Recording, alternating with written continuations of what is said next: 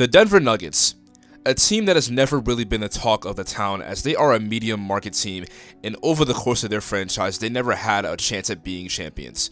Then everything would end up changing in the 2014 NBA draft, as they would select, with the 41st pick in the 2014 NBA draft, the Denver Nuggets select Nikola Jokic from Sombor, Serbia. But the funny thing is, he was not even given a segment, because he was the 41st pick in the second round, and to make it worse, he was drafted during a Taco Bell commercial.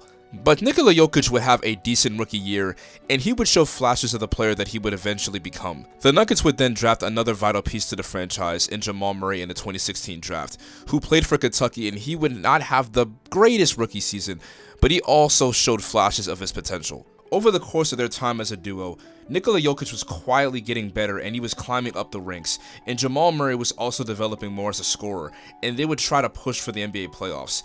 And in the 2017-18 season, they were one game away from making it as the 8th seed in the playoffs. The game was very competitive and it went down to an overtime thriller. The Nuggets were sadly knocked out of playoff contention by Jimmy and the Wolves, but there was hope that if Jokic and Murray developed, they would become a lethal duo for years to come. Got hit, and this is going to be Golden State ball. And Murray's down and hurt. Oh my goodness. During the 2021 season, the star guard Jamal Murray would end up tearing his ACL, and he would be absent for the rest of the season. And while the Nuggets suffered a major loss, that is when Jokic would become elite, and he would carry the Nuggets to the playoffs. And he was that dominant that he ended up winning the MVP award as the first center to do it since Tim Duncan in 2003. The Nuggets finished as the 3rd seed, and he would lead the Nuggets past the first round against the Trailblazers, and Jokic was unstoppable and was able to do everything he could to carry the team without Jamal Murray on his side. But you can only take your team so far without your right-hand man, and in the second round, they would play against the Phoenix Suns that had Chris Paul and Devin Booker and DeAndre Ayton, and they would end up getting swept in convincing fashion. But while Jamal Murray would be absent in the 2021 season, Jokic would become the player that the Nuggets needed, and he became the MVP, and what's even better, he did it again, but this time, he was even better. Jokic was outstanding and had an amazing 2022 season, and he was doing everything he could to get wins for the Nuggets while Murray was gone, and he was competing against Embiid for the MVP trophy, and while many had Embiid as the winner, Jokic was destroying everyone in the advanced stats, and the eye test showed that he was indeed the worthy MVP. The Nuggets would match up in the first round against the Golden State Warriors, and even through Jokic's best efforts, they were no match, and they ended their season with a first round exit. But then the following season happened, and everyone was taken for surprise. Are you sitting here and saying Nikola Jokic is having his numbers padded? You heard what the hell I said. He had 8 games where he had single-digit shot attempts. Jokic was once again having another MVP caliber year, and there were talks about him possibly going 3 for 3 in MVPs, and then that is when the disrespect became even louder. Did you research, study, care about league MVP for 70 years of NBA history? Once upon a time, this really mattered, right? It's only 3 guys that won the MVP that wasn't top 10 in scoring. What do those guys have in common? I'll let it sit there and marinate. You think about it. Over the course of Jokic's career, he never really got the respect he deserved. And during his time when he won those 2 MVPs, there was no praise, just disrespect. Then to make matters worse, the Nuggets were not getting any airtime or coverage as a team, and people felt like the Nuggets were boring and they were not gonna win a title. Nikola Jokic and Jamal Murray were back together again, and Jamal Murray was back to the way he used to be, and he was having a great comeback, and the Nuggets definitely needed him. The Nuggets would finish as the 1st seed, and while Jokic did not win the MVP as his rival Embiid did, that was not important, as this playoff run would be a postseason of revenge.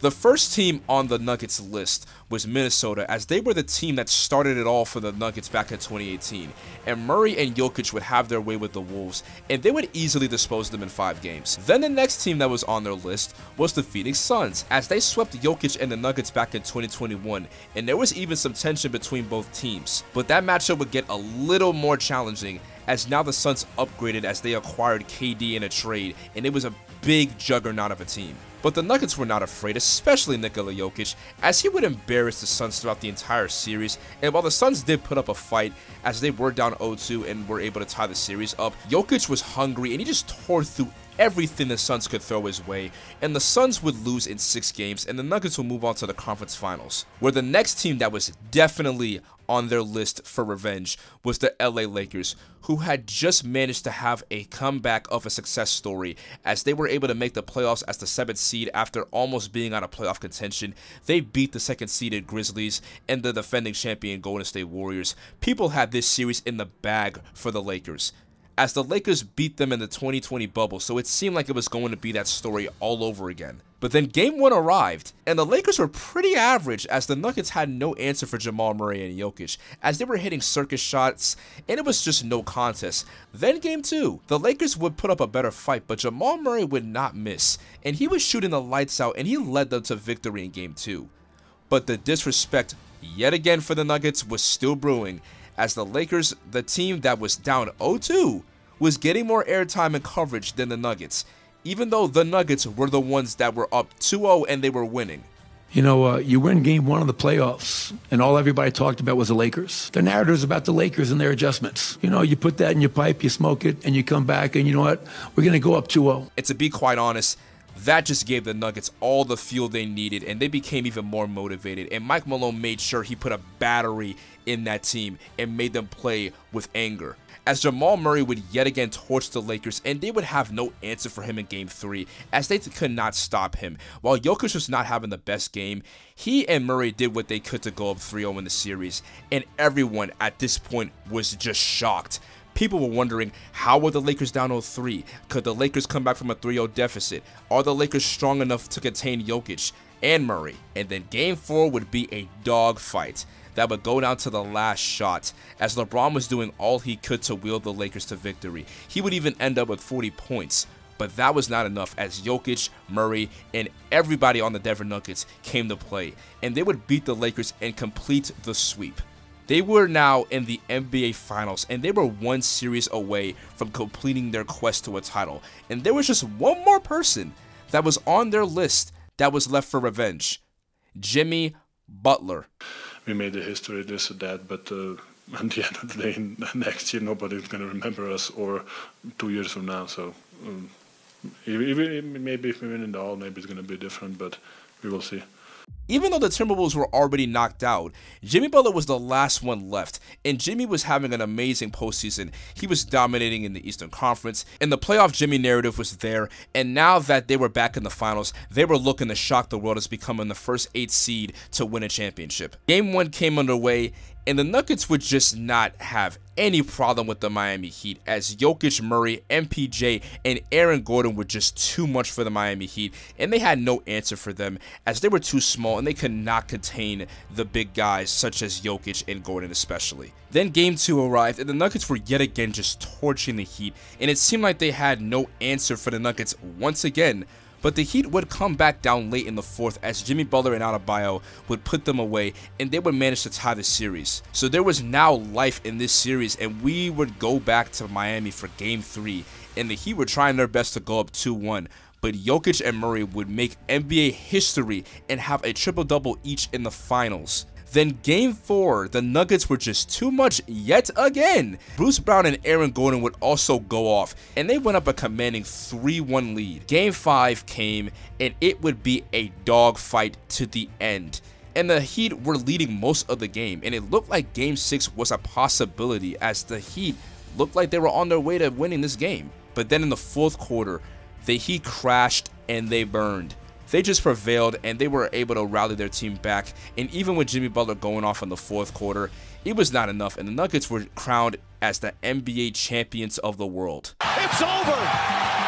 At last, the long wait is over. After 47 years, the Denver Nuggets can finally call themselves NBA champions. Bill Russell, Finals MVP goes to Nikola Jokic. The Denver Nuggets, through all of the disrespect, the injuries, the losing, they were able to make an incredible run and become champions. Jamal Murray was a player that was put into question on if he could replicate the success he had in the bubble, if it was just a fluke or if he was capable of being that great in the playoffs, and he did just that. He was able to bounce back from his ACL injury and play at a high level, and he has now become a star for the Nuggets and possibly a top 5 point guard in the NBA. And Nikola Jokic, a player that was drafted 41st overall, and during a Taco Bell commercial. A player that has been criticized and disrespected constantly proved that he really is that great of a player, and he has been worthy of those MVP titles, and he has now climbed up in the ranks all time as one of the best to ever play this game. This was the year for the Denver Nuggets, especially for Jokic and Murray, as through all the doubters, all the hate, they were able to earn everyone's respect.